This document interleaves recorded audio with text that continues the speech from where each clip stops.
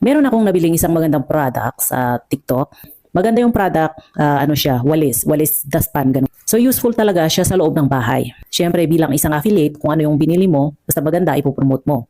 So ngayon, pagka-receive ko, ginawan ko siya ng video, ginawan ko na siya ng kwento, kasi nga maganda. First time mo palang makita, maganda.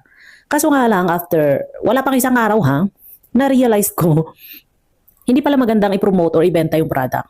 Kasi unang-una, may mga yupi-yupi. May yupi dun sa handle. Tapos yung mismong walis, nag-fly away na siya. Na-deform siya. Na-yupi siya. Siguro sa paraan ng pag-package or pag-pack. Kaya medyo nasira. Wala pang isang araw, na-realize ko, hindi pala dapat i-promote. Hindi siya ka-promote-promote, hindi siya ka-benta-benta. Oo, maganda yung product, maganda yung purpose ng product. Kasi nga kakaiba eh. Yung dustpan niya, meron siyang ano, parang panlinis ng walis. Meron siyang parang suklay.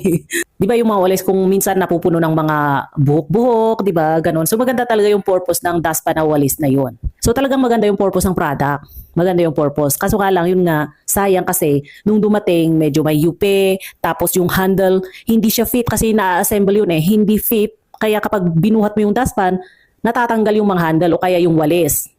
Kaya paano natin ipopromote yun, di ba? Tapos nung dumating, yung mismong pangwalis, naggumanon siya, mahirap gamitin, hindi siya masyadong nakakawalis.